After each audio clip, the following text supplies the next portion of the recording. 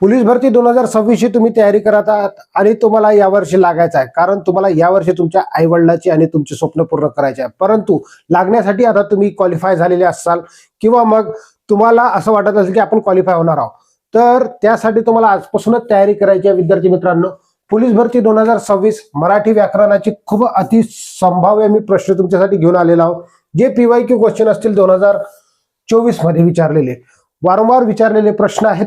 खूप महत्वाचे प्रश्न आहे. जर तुम्ही हा लेक्चर मिस केला विद्यार्थी मित्रांनो, तर तुम्हाला हे सांगतो की बदलता पॅटर्न काय होता हे तुम्हाला कळणार नाही. कशा पद्धतीने प्रश्न विचारले होते, फिरवले होते प्रश्न, जेणेकरून विद्यार्थी गोंधळात पडतील.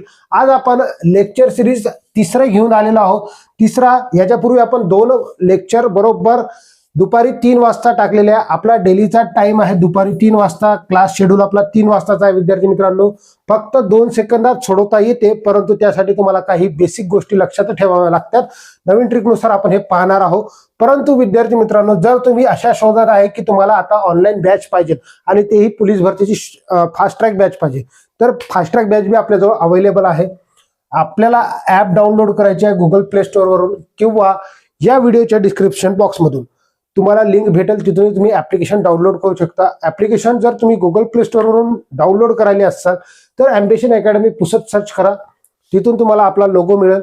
लोगो दिसल्यावर तुम्ही ती ऍप्लिकेशन डाउनलोड करू शकता आणि नंतर तुम्ही तुमच्या यशाच्या प्रवासाकडे तयारी करू शकता. चला तर मग आपण आपल्या लेक्चरला जास्त वेळ न घालू. पहिलाच प्रश्न तुमच्या स्क्रीनवर आहे. जितेंद्रिय समासाचा प्रकार ओळखा. सांगा. ज्याही विद्यार्थ्याला या प्रश्नाचं उत्तर आहे ते कमेंट बॉक्समध्ये उत्तर द्या. तुम्ही जितेंद्रिय या समासाचा प्रकार ओळखा. कमेंट बॉक्समध्ये आन्सर आले पाहिजे विद्यार्थी मित्रांनो. बघा, इथं सर्व प्रकार जे आहे बहुव्रीही जे दिलेले आहे. बहुव्रीही म्हणजे काय, तर हे समजलं पाहिजे. बहु म्हणजे पुष्कळ, बहु म्हणजे होते पुष्कळ, आणि व्रीही म्हणजे होते तांदूळ. व्रीही म्हणजे होते तांदूळ. ज्याच्याजवळ पुष्कळ तांदूळ आहेत असा तो, असं आपल्याला म्हणता येईल.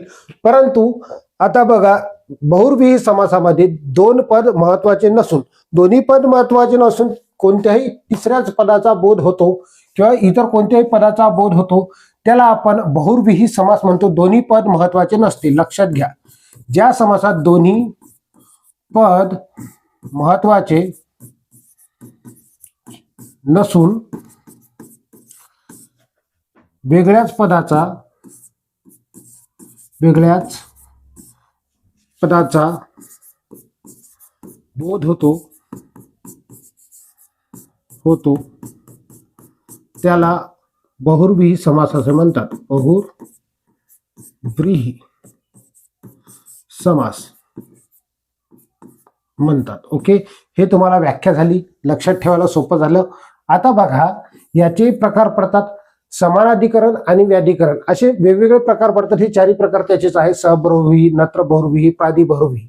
ओके, परंतु लक्षात घ्या, ज्या वेळेस दोन्ही पद एकाच विभक्तीत असेल, दोन्ही पद एकाच विभक्तीत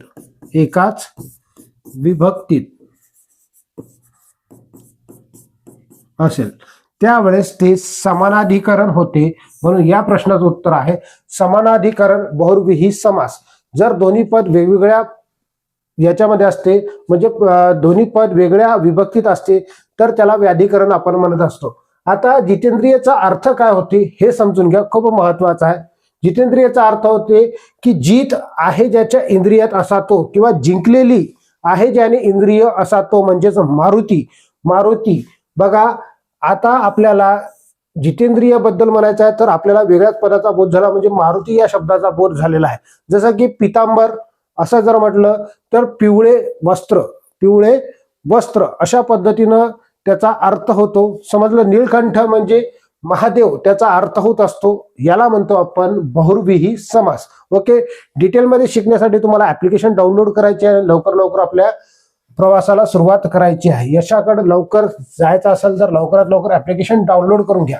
बघा, संधी विग्रह करा, कविच्छा कविच्छा संधीवरही प्रश्न विचारतात. कशा पद्धतीचे प्रश्न विचारतात, वारंवार रिपीटेड होणारे प्रश्न मी तुमच्यासाठी घेऊन आलेलो आहोत. खूप महत्वाचे प्रश्न आहेत. बघा या प्रश्नाला कसं सोडवणार, कविच्छा. ओके, आता याचा जर शब्द आपण फोड करतो म्हटलं, कवी असा लिहितो आपण. ओके, प्लस इच्छा. ओके, कविच्छा. आता जनरल गोष्ट एक समजून घ्या, याच्यातला कवीचा इकारांत, ओके, म्हणजे कोणता, रस्व, याला ई म्हणतो. आणि हा दीर्घ ई, हा दीर्घ ई, रस्व आणि दीर्घ ई मिळाला तर त्यावेळेस दीर्घ ई तयार होते. ओके, आणि शब्द कसा तयार होतो, तर कवी, आता कवी अधिक इच्छा. ओके, इच्छा, कवी अधिक इच्छा, कविच्छा हा शब्द तयार होतो. अशा पद्धतीनं मग या प्रश्नाचं उत्तर आहे ऑप्शन क्रमांक डी, कविच्छा. समजलं, कविच्छा. क्लिअर आहे? काही प्रॉब्लेम असेल तर कमेंट बॉक्समध्ये टाकू शकता. ओके, समोर जाऊया. बघा काय म्हटलेला प्रश्न क्रमांक 3, रू या वर्णाचे स्थानानुसार वर्गीकरण सांगा. रू या वर्णाचे स्थानानुसार वर्गीकरण सांगा. बघा कंठ्य आहे, तालव्य आहे की मूर्धन्य आहे की दंत्य आहे. आता एक समजून घ्या, कंठ्य म्हणजे काय, ज्यावेळेस आपण बोलत असतो डायरेक्ट आवाज कंठातून निघते त्याला कंठ्य म्हणतो. जसं की क, ख, ग, घ. बघा क, ख, ग आणि घ हे पहिले 4 जे आहे कंठ्य आहे, कंठातून आवाज निघते. क म्हणून बघायचं, एक्झाम मध्ये पेपर मध्ये क्वेश्चन आला, कंठ्य म्हणजे काय, कंठातून आवाज निघते, याला म्हणतो आपण क म्हणा. क तर क कंठातून आवाज निघाला, ख म्हटलं तरी कंठातून आवाज निघते, मग कंठ्य झालं. तालव्य म्हणजे काय, तालव्य म्हणजे दाताच्या वरची थोडीशी जागा. ओके, ताळू, त्याला म्हणतो आपण तालव्य. मग च, छ, ज, झ, च, छ, ज आणि झ. ओके, च, छ, ज, झ. त्याच्यानंतर बघा मूर्धन्य, मूर्धन्यमध्ये काय येते बघा, मूर्धन्यमध्ये ज्यावेळेस आपण एखादा शब्द बोलतो तर जीभ आपली ब्लेंड होऊन मागं जाते, मागं फिरते, वळते मागे. तर रू म्हटलं तर मागं फिरते, टाळूच्या वर फिरते, अशा वेळेस त्याला मूर्धन्य म्हणतो. जसं की रू. ओके, रू, ट, ठ, ड, ढ. ओके, ट, ठ, ड, ध आणि र, श, ळ, रशळ याच्यामध्ये येते.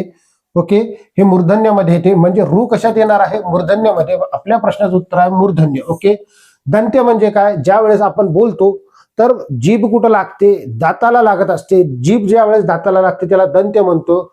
जसं की त, थ, द, ध, तथ, द, ध, न. ओके, तथ, द, ध, न हे येतात. समजलं, लक्षात ठेवायचं आहे तथ, द, ध, न. क्लिअर आहे? काय प्रॉब्लेम? अशा पद्धतीने याला तुम्ही लक्षात ठेवू शकता. समोर जाऊया. बघा प्रश्न क्रमांक 4 काय म्हटलेला आहे, अर्धा दंड असणारे पण अर्धे होऊ न शकणारे व्यंजन कोणते सांगा. मग आता अशा पद्धतीचा प्रश्न विचारते, कन्फ्यूज करून टाकते चांगल्या चांगल्या माणसाला. मग तुम्ही कन्फ्यूज नाही झाले पाहिजे, त्यासाठी तुम्हाला ॲम्बिशन अकॅडमीला सबस्क्राईब करून ठेवायचं आहे. कन्फ्यूज नाही राहणार तुम्ही, इथं 100% सांगतो. बघा ळ जे आहे, ळची अरे आपण दांडी पाहिली तर अर्धीच दांडी आहे ऑलरेडी. ओके, अर्धा दंड असणारे परंतु त्याला अर्ध करू शकत नाही आपण. ओके, आता रची जर दांडी पाहिली तर अर्धी दांडी आहे उभी. बघा र कसा तयार होते, असा. ओके, तर ही अर्धीच दांडी आहे. ओके, मग त्याला करत असताना अर्धे होऊ शकत नाही, मग ते आडवे होऊ शकते पण अर्धे होऊ शकत नाही. म्हणून या प्रश्नाचं उत्तर काय आहे, र. ओके, र हे जे आहे अर्धा होऊ शकत नाही, हे लक्षात ठेवायचं आहे तुम्हाला. बघा त्यानंतर 5वा प्रश्न दिलेला आहे तुम्हाला, संधी करा. संधीवर बरेचसे प्रश्न विचारतात, परंतु तुम्हाला फोड करता आली पाहिजे, समजलं पाहिजे की काय कशा पद्धतीने आपण या संधीचा विग्रह करू शकतो किंवा मग फोड करू शकतो. बघा षटांग असा आहे. ओके, षट आणि अंग, अंग. ओके, ज्या वेळेस आपण हे शब्द ट हा अ मध्ये जातो, ओके, ट हा अ मध्ये जातो, तर त्यावेळेस ड तयार होते. मग या प्रश्नाचं उत्तर आहे षडंग. ओके, ऑप्शन क्रमांक सी. बरेचसे जण ऑप्शन क्रमांक पहिलाच चेक करतात आणि क्लिक करतात, परंतु सी हे आपल्या प्रश्नाचं उत्तर असेल. विद्यार्थी मित्रांनो, तुम्ही जर तलाठीची तयारी करायची इच्छा असेल तुम्हाला, आणि तुम्हाला वाटत असेल की यावर्षी तलाठीच्या मध्ये तुमची पोस्टिंग झाली पाहिजे, तर लाईव्ह प्लस रेकॉर्डेड आपल्याजवळ बॅच आहे. विद्यार्थी मित्रांनो, स्टार्ट होणारा बॅच 1 मार्च 2026 पासून लाईव्ह प्लस रेकॉर्डेड बॅच असणार आहे. 1 मार्च पासून बेसिक पासून संपूर्ण आपली जी बॅच सुरू होणार आहे. व्हॅलिडिटी असणार आहे 1 वर्ष. किती वर्ष? 1 वर्ष त्याची व्हॅलिडिटी असणार आहे. त्यामध्ये आपण शिकणार अंकगणित ट्रिक्स नुसार, एकदम शॉर्ट आणि सिंपल, सोबत बुद्धिमत्ताही शिकणार ट्रिक्स नुसार, अतिशय शॉर्ट आणि सिंपल पद्धतीने. इंग्रजी व्याकरण सुद्धा शॉर्ट आणि सिंपल पद्धतीने शिकणार, आणि मराठी व्याकरण सुद्धा आपण शॉर्ट सिंपल पद्धतीने शिकणार आहोत. ऍप्लिकेशन तुम्हाला डाउनलोड करायला सांगितलेलं आहे गुगल प्ले स्टोर वरून किंवा या व्हिडिओच्या डिस्क्रिप्शन बॉक्स मधून. बॅचची फी फक्त 999 रुपये, म्हणजे 1000 रुपयात तुम्ही 1 वर्षापर्यंत कितीही वेळेस लेक्चर पाहू शकता. लवकरात लवकर ऍप्लिकेशन डाउनलोड करायची आणि आपली तयारी सुरू करायची आहे. ओके, समोर जाऊया. बघा, सॉरी, 6वा प्रश्न. वरची खोली लहान आहे अशा अधोरेखित म्हणजेच वरची या वाक्यात कोणते कार्य करतो? नामाचे कार्य करतो, क्रियापदाचे कार्य करतो, शब्दयोगी अव्ययाचे काम करतो, की अव्ययसाधित विशेषणाचे काम करतो? चला, या प्रश्नाचं उत्तर कमेंट बॉक्स मध्ये तुम्हाला द्यायचं आहे. सांगा. बघा, मी सांगतो तुम्हाला. नाम असतो, नामाच्या पहिले येणारा शब्द विशेषण असतो, विशेषण. ओके, त्याच्या पुढे येणारा शब्द राहतो क्रिया विशेषण अव्यय. क्रिया विशेषण अव्यय. ओके, हे लक्षात ठेवा. हे फॉर्म तुम्हाला जर लक्षात आला, वाक्यरचना कशी होते, तर तुम्हाला सहज समजून जाईल. आता बघा, मी म्हटलं खोली. खोली हे नाम आहे, सामान्य नाम आहे. त्याच्या पूर्वी येणारा शब्द वरची. वरची खोली. आता वर काय आहे? ऑलरेडी म्हटलं तर आपण बाजू दाखवा लागलो. बाजू जर दाखवत असेल तर तो शब्दयोगी अव्यय असतो. परंतु शब्दयोगी अव्यय ज्यावेळेस आपण म्हणणार, तर या प्रश्नाचं उत्तर बरेचसे जण शब्दयोगी अव्यय म्हणतात. 99% विद्यार्थी इथं चुकतात, आणि बऱ्याचशा कमी विद्यार्थ्यांना ह्या ट्रिक माहीत राहते. मग या ट्रिक तुम्हाला माहीत होण्यासाठी तुम्हाला म्हटलं की अशा डिटेलमध्ये शिकायची आहे तुम्हाला, की तुम्हाला कोणतंही वाक्य दिलं तर सहज ओळखता आलं पाहिजे त्याचा अर्थ काय आहे. ओके, बघा, वरची खोली. आता हे नाम आहे. नामाच्या पहिले येणारा शब्द काय काम करतो? मी तुम्हाला सांगितलं विशेषणाचं काम करतो. मग हे अव्यय असल्यामुळे हे अव्यय साधित विशेषणाचं काम करणार आहे. अशा पद्धतीने 1 सेकंदात तुम्ही या प्रश्नाचं उत्तर काढू शकता. चला विद्यार्थी मित्रांनो, बघा, 7वा प्रश्न दिलेला आहे. आमच्या क्रिकेटपटूची वाहवाह झाली. अधोरेखित शब्द वाहवा वाक्यात कोणते कार्य करतो? चला, या प्रश्नाचं उत्तर तुम्हाला कमेंट बॉक्समध्ये टाकायचं आहे. काय कार्य करतो? ओके, बघा काय म्हटलेलं आहे. नामाचे कार्य करतो, सर्वनामाचे कार्य करतो, क्रियापदाचे कार्य करतो, किंवा विशेषणाचे कार्य करतो. विद्यार्थी मित्रांनो, बरेचसे विद्यार्थी याही प्रश्नाला चुकतात, पण तुम्ही नाही चुकले पाहिजे. काय करायचं आहे? बघा, ज्यावेळेस मी म्हणतो वाह वा, आणि मी यावेळेस हा चिन्ह देतो, अशा वेळेस काय होईल? ते केवळ प्रयोगी अव्यय होईल. काय होईल? केवळ प्रयोगी. केवळ प्रयोगी अव्यय होईल. ओके, परंतु इथं आमच्या क्रिकेटपटूची वाहवा झाली, म्हणजे याची तुलना आपण याच्यासोबत करायला लागलो, म्हणजे याचं काय सांगायला लागलो? गुण दाखवा लागलो, म्हणजे गुण दाखवा लागलो. अशा वेळेस आपण हे जे वाहवा नाम आहे, वाह वा, तर लक्षात घ्या काय झाली? वाहवा झाली. काय झाली? वाहवा झाली. ज्या वेळेस कायने प्रश्न विचारला आणि याचं उत्तर वाहवा निघलं, किंवा मग क्रियाविशेषण अव्यय निघत असेल, किंवा मग शब्द म्हणजे त्याला काय म्हणतो केवळ प्रयोगी अव्यय निघत असेल, तर अशा वेळेस बघा, कायने प्रश्न विचारला, तो कर्म निघाला. कर्म निघाला तर अशा वेळेस ते सामान्य नामाचं कार्य करते. सामान्य नाम. सामान्य नाम.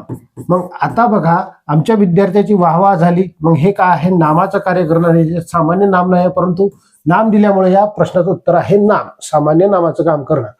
जनरल गोष्ट आहे. सिंपल भाषेत सांगायचं म्हटल्यावर असा चिन्ह दिसलं तर केवळ प्रयोग अव्यय, आणि जनरली जर ते वाक्यात आलं तर ते नामाचं काम करणार. बस एवढ्या ट्रिकमध्ये तुम्ही लक्षात ठेवू शकता. 8वा प्रश्न दिलेला आहे बघा. सामासिक शब्दाचे लिंग ओळखा. बाई माणूस या शब्दाचं तुम्हाला लिंग ओळखायचं आहे. आता हे प्रश्न खूप वेळेस पेपरमध्ये विचारलेला आहे, परंतु तुम्हाला या प्रश्नाचं उत्तर कमेंट बॉक्समध्ये टाकायचं आहे. पाहूया आपण किती जण या प्रश्नाचं उत्तर बरोबर देणार. ओके, बघा. बाई माणूस, आता जर मी म्हटलं तो माणूस, तो बाई माणूस असं म्हणतो का? तो बाई माणूस असं म्हणणार का? तो बाई माणूस नाही, असं म्हणत नाही. मग काय म्हणतो आपण? ती बाई माणूस. ओके, ती बाई माणूस. ओके, आणि ते बाई माणूस, ते बाई माणूस. या तिघातला फरक समजून घ्या मी काय सांगा लागलो. बघा, आता बरेचसे जण याला नपुसक लिंगी समजतात, म्हणजे हे न बाईत आहे न माणसात आहे, म्हणून नपुसक लिंगीला 99% लोक काय करतात? 99% लोक क्लिक करतात. परंतु हे या प्रश्नाचं उत्तर नाही आहे. या प्रश्नाचं उत्तर आहे ती बाई माणूस हे स्त्रीलिंगी आहे. कसं आहे? स्त्रीलिंगी आहे, म्हणून या प्रश्नाचं उत्तर आहे ऑप्शन क्रमांक बी. ओके, केअरफुली लक्षात घ्यायचं आहे. मराठी वाटते तेवढी सोपी नाही. आपल्याला वाटते पेपर सोडवल्याच्या बाद की आपल्याला प्रश्नाचे उत्तर बरोबर आले, परंतु तिथून घरी आल्याच्या बाद वेगळंच उत्तर निघतं. म्हणून तुम्हाला केअरफुली शिकायचं आहे. बघा काय म्हटलेलं आहे. इकारांत नपुंसकलिंगी नामाचे एक वचन होते. आता बघा, इकारांत नपुंसकलिंगी नामाचे अनेक वचन रिकामी जागा होते. काय होते? एकारांत होते, वाकारांत होते, तेच राहते किंवा याकारांत होते. आता लक्ष द्या, जनरल गोष्ट आहे. इकारांत आहे. जर मी म्हटलं पाणी, ओके, पाणीचा जर मी हे नपुंसकलिंगी शब्द आहे. ओके, पाणी नपुंसकलिंगी शब्द आहे. आता मला अनेक वचन करायचं तर पाण्या म्हणणार का? नाही, याचा शब्द तोच राहतो, पाणीच राहतो. ओके, का राहतो? पाणीच राहतो. समजलं? आता जर मी असं म्हटलं स्त्री, स्त्री, ओके, स्त्री सोडून द्या. त्याच्यानंतर काय म्हणणार आपण? जसं की बिया, बिया, बिया हा शब्द घेतला, बिया हा शब्द घेतला समजा आपण, तर मला एक सांगा, बी हे जे शब्द आहे, बी, बी हे नपुंसकलिंगी शब्द आहे, परंतु त्याचं आपल्याला अनेक वचन करायचं आहे. अनेक वचन तर बिया होते. याच्यात या, ओके, या म्हणजे याकारांत होते. अनेक वचन करताना तो याकारांत होते, म्हणून या प्रश्नाचं उत्तर काय आहे? या ऑप्शन क्रमांक डी, याकारांत होते. ओके, इकारांत नपुंसकलिंगी नामाचे याकारांत होते. अशा पद्धतीने ते लक्षात ठेवू शकता. ओके, जर म्हटलं मी गणेश म्हणजे सर्वज्ञ, त्याला काय माहीत नसते? काहीच नसते. गणेश म्हणजे सर्वज्ञ, पण त्याला काहीच माहीत नसते. आता अधोरेखित सर्वनामाचा काय हा प्रकार ओळखा. आता या अंडरलाईन मध्ये काय कशाचं कार्य करतो? प्रश्नार्थक सर्वनामाचा कार्य करतो की सामान्य सर्वनामाचा कार्य करतो? दर्शक सर्वनामाचा कार्य करतो की आत्मवाचक? जनरल गोष्ट आहे, दर्शक आणि आत्मवाचक येत नाही. ओके, दर्शक म्हणजे तो, ती, ते, त्या, हा, ही, हे, ह्या. ओके, आत्मवाचक तर तुम्हाला माहित आहे, स्वतः आणि आपण अशा पद्धतीचे शब्द तिथं लागलेले राहतात. परंतु आता या दोन शब्दात गोंधळ आहे. ज्या वेळेस काय असा प्रश्न विचारून मी क्वेश्चन मार्क दिला तर ते प्रश्नार्थक राहील, आणि काय हा जर जनरलपणे वाक्यात असेल तर तो सामान्य नाम राहील. काय राहील? सामान्य सर्वनाम राहील. त्याला आपण म्हणतो अनिश्चित सर्वनाम त्याला म्हणतो. काय ते एकदाच सांगून टाक. काय सांगणार आहे? माहित नाही. अनिश्चित राहते एखादी गोष्ट. सामान्य म्हणजेच काय? अनिश्चित. याला दुसरं नाव काय? अनिश्चित. अनिश्चित सर्वनाम. ओके, एकदम सिंपल भाषेमध्ये तुम्हाला मराठी शिकायची असेल, गणित शिकायचं असेल, बुद्धिमत्ता शिकायची असेल, इंग्रजी व्याकरण शिकायचं असेल किंवा जी के शिकायचं असेल, अँबिशन अकॅडमी तुमच्यासाठी खूप बेस्ट ऑपॉर्च्युनिटी घेऊन येत आहे. विद्यार्थी मित्रांनो, लवकरात लवकर तुम्ही पोलीस भरतीची बॅच घेऊ शकता, वनरक्षकची बॅच घेऊ शकता, त्यानंतर तलाठीची बॅच घेऊ शकता. अशा विविध पद्धतीच्या बॅचेस आपल्याजवळ अवेलेबल आहेत. सरळ सेवेच्या बॅचेस घेऊ शकता. विद्यार्थी मित्रांनो, तुम्हाला बॅचेस घ्यायचे असतील तर लवकरात लवकर ऍप्लिकेशन डाउनलोड करून तयारीला सुरुवात करा, कारण वेळ कमी आहे. 70,000 जागा येणार आहे. तुम्ही तयारी जर चांगल्या पद्धतीने केली तर यावर्षी तुमचं सिलेक्शन होणार आहे. अशाच पद्धतीचे नवनवीन व्हिडिओ पाहण्यासाठी आमच्या चॅनलला सबस्क्राईब करा. भेटूया आपण समोरच्या व्हिडिओमध्ये. धन्यवाद.